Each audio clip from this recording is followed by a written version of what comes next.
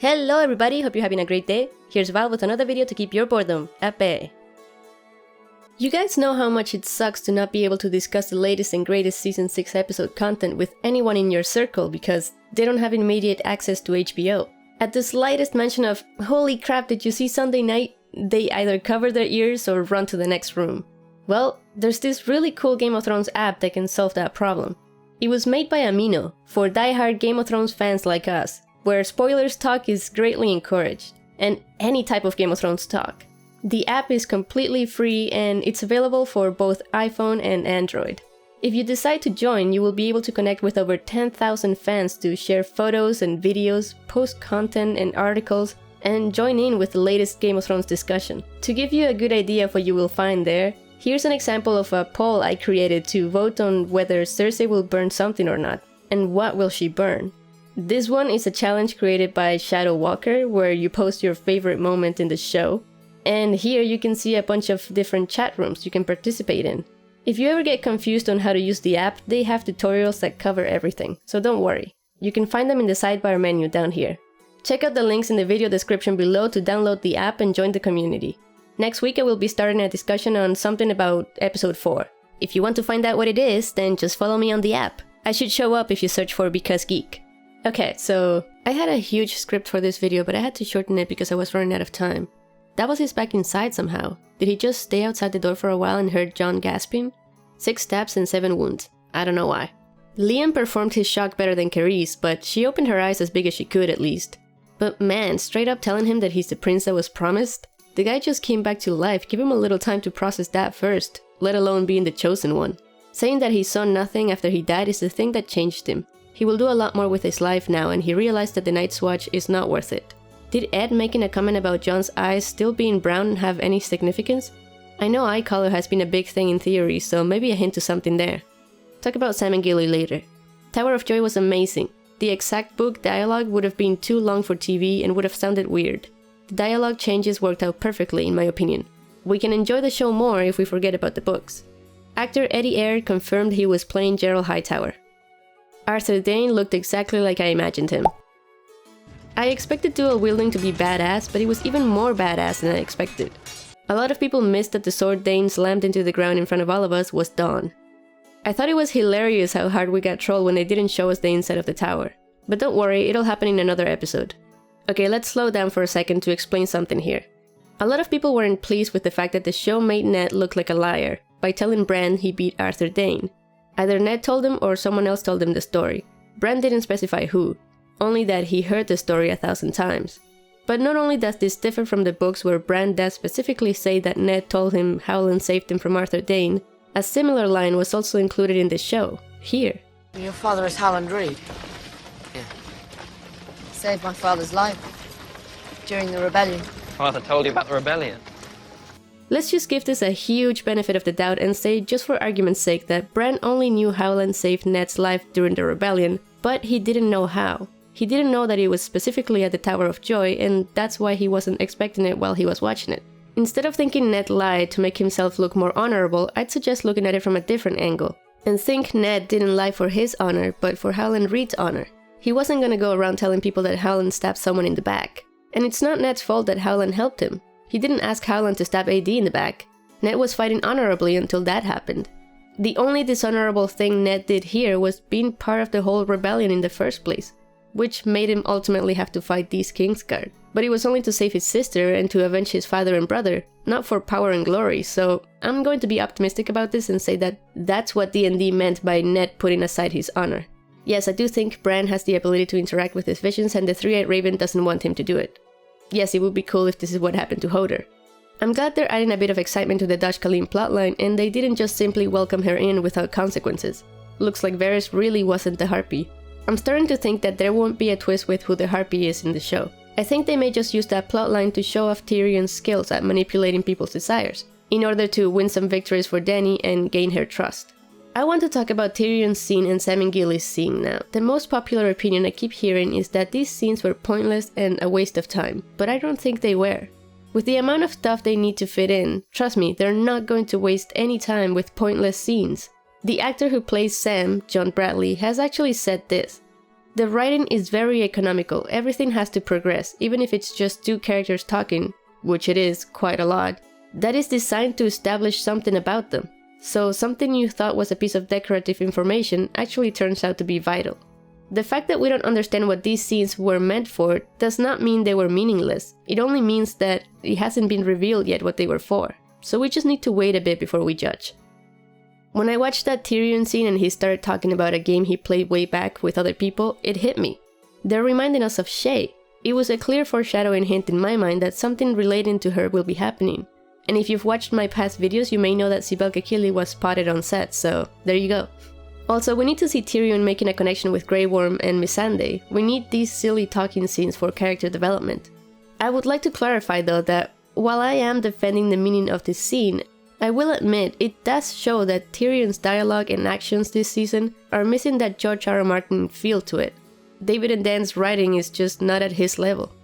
The fact that we're getting so many scenes for Sam and Gilly gives me a strong feeling of how important Sam will ultimately be in the story. That is the only reason they would show so much of him, not just because the show needs a love story. I'm telling you guys, Sam will do something big, I can feel the build-up. Also, you may or may not know that movies and TV shows always try to keep a sense of continuity when they cut from one scene to the next. If you pay attention, you will see that, for example, whenever we get a scene of two or more people talking about someone who's not there, of course, men can be fickle, but birds I always trust. 90% of the time the next scene will be about that someone. So again, about 90% of the time, a scene will be related to the scene that came before it. I'm explaining this to you because it's something I use a lot when I'm speculating. Sometimes you can't see the relation between the two scenes, but if you assume there's a high chance that they are still related to each other, then maybe it means those storylines will intersect in the future. And sometimes it does. I've seen it. So at the beginning of the episode, they used this method of continuity by going from Jon and the Night's Watch to Sam, who belongs to the Night's Watch. That relation makes sense. But then why go from Sam's scene straight to the Tower of Joy scene? I like to think that there's a hidden relation here. Maybe it means Sam will be the one to find out about Jon's true parentage. Or he will just be related in some way. Either that, or it was something more simple like the last line that was said. I'd never do that to the father of my son. Gilly said Sam was her baby's father. So Sam is an adoptive father of a baby, and in the Tower of Joy, Ned also becomes an adoptive father of a baby. Qyburn's expression looks a bit smug here. Could it mean his plan is not to help Cersei after all? Will he help her find out about Littlefinger's gains from her losses in the north? I don't know if Qyburn will be the one to make the little birds kill someone. He sounds like he genuinely only wants whispers, but maybe he's tricking me. I wonder if Varys will be the one to make them kill someone. Could it be a small council member? Could it be Qyburn himself? Oh my god, no! I like all the theories behind Qyburn. Not much to say here. Fart joke was funny though. Reminded me of Medieval Land Funtime World. We should start with it.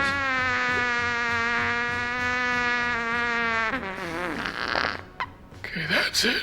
Tommen is either going to team up with the High Sparrow and go against Cersei, or he's going to team up with Cersei and go against the High Sparrow. I need more hints here, but either one is cool with me. I'm disappointed they didn't show any warging while Arya was blind. I don't think it was a coincidence to make her say Jon's not her brother in the same episode as the Tower of Joy. Mentioning the Hound was interesting too. I say we'll see him in episode 7. Was it just me, or did it sound like the waif wanted to be on her list when she was asking if she wasn't forgetting someone? Is there a hidden message in Arya's training here? Look at where she gets hit when she names each character. When she says Robb, she gets hit on her side around where Robb got stabbed. Robb. When she says Bran, she gets hit on the back. Bran. And Bran's back is broken. When she names the Hound, she gets hit in the head and falls backwards, just like the Hound fell off that cliff. If we follow this logic and we look at where she got hit when she named Rickon, could this mean Ramsay will do something to Rickon's legs? It's scary to think about, but they may be telling us something here. There's a lot to say about this scene, but by the time I'm done explaining every detail, the next episode will be here. I just want to say I was super pessimistic about this when I first saw it. I thought, alright then, this is it. Goodbye to you three awesome characters, because David and Dan are not clever enough to write an awesome twist here. If this season has taught me anything, it's to not expect a complicated twist like we would get in the books. Everything so far has been pretty straightforward, and in my opinion, if we keep expecting the show to be like the books, it's just a recipe for continuous disappointment. I'd much rather watch this expecting nothing crazy.